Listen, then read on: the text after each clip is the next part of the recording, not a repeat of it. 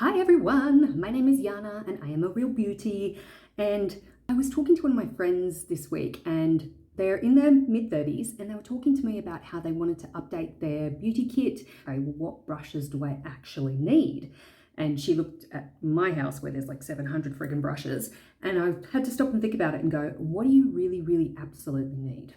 So for your eyeshadows, you need something that's nice and fluffy that you can disperse and you can use in your crease and for shaping out all those lighter colors in particular. And then you want something that's a little bit more small and the bristles are nicely packed together so that you can do darker shades and you can move it around. If you're a glitter fan, something that is small and round and kind of flat like this one is really good for glitters and shimmers. But if you like doing a smoky eye or playing with eyeliners, you need an angled brush. Angled brush is so much easier to work any kind of liner, or even if you're just using your eyeshadow to try and make a wing, so much easier to work with this than one of those thin, skinny ones. It really is. It takes half a second with this. The skinny ones, you've got to go over it 23 times. So for eyeshadow, you can get away with 4, or at a bare minimum, those 2. When it comes to foundations, I literally actually started with a brush like this, like a paintbrush, to paint foundation onto my face. And I had a smaller one that I used for concealer, but mostly I used my fingers for concealer. That worked pretty well. It was very thick though.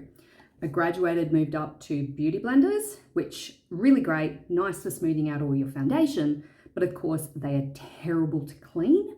They take forever to dry. They are breeding grounds for bacteria, so you have to replace them very regularly. And that gets pretty pricey by the time you are buying and replacing them all the time, because you need one every day of the week that you're wearing makeup. So you need a lot. Also, if you forget to clean them, they die really quickly. But recently, a makeup artist, actually, a friend of mine, said that they've been using these more often now to get your foundation into your skin. You can go around like this and kind of press it into your pores, and it comes up with a really nice smooth complexion at the end. So I've actually started using this for about the last maybe 3 weeks, and I'm about to go out and buy a few more like this for my foundation because I actually really like it, and I think I get a much better result than using beauty blenders. When it comes to powder, however, you need a really big, giant, floofy brush. This is my floofy brush.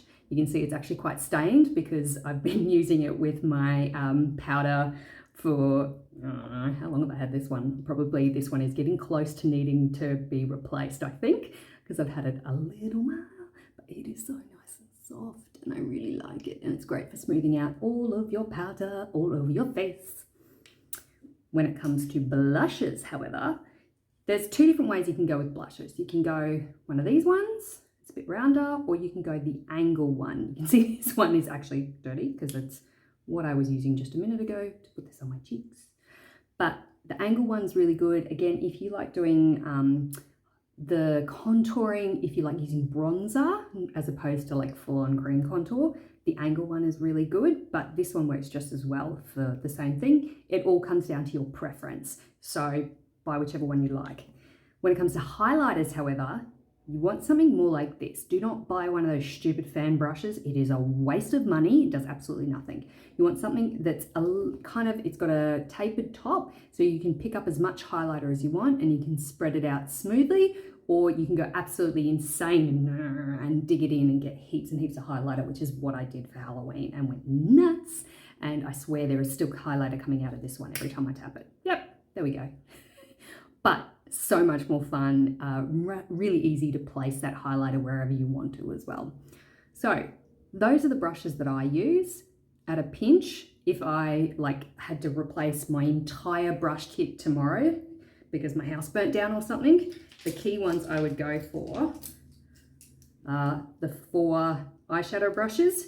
I can survive putting foundation on with my hands if I'm broke, but I get that one, floofy brush.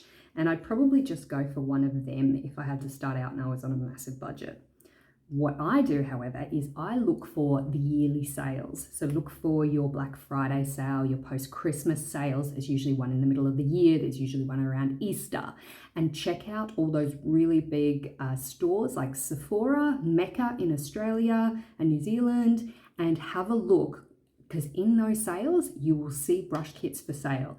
And if you can buy a brush kit with 10 brushes in it And yep, okay, maybe there might be 3 that you never use, but you've gotten 10 brushes for the price of like 5, then you are doing massively. You can normally find stuff at least 30% off, if not 50 and 60% off as well in those sales. So keep an eye out, see what makeup is in those brush packs and just start collecting. And you can survive with only a couple of brushes for your eyeshadow to begin with. And then next year or the next sale that comes around, get the next pack. Do, however, remember when you are buying brushes, you want to try and get the best value you can for your money. So you need to try and look for something that's a little bit higher end. If you buy the really cheap ones from the no-name brands, you will get really cheap and they will break really quickly and you'll be replacing them really, really quickly. I have some here. You can see this one. I've actually only used it twice. Can you see how much that is fraying off the end? Maybe I need to hold it against my black shirt. It is completely fraying out and I've like literally washed it twice because it is cheap. So it is going to break really quickly because it's been made cheaply. It's not rocket science. It's the same goes for everything else you buy. There are lots of different companies out there that make brushes. One of the ones that I have found is what I prefer actually, and they're really good value for money, is the Zoeva, Z-O-E-V-A. I've bought a few different packs of theirs and they've lasted longer than anything else, and I pick them up in like a Sephora sale, and the next Sephora sale I will buy the next pack that is available. I've got some Jeffree Star brushes here, I've got some Hourglass brushes here, a couple of Morphe brushes here.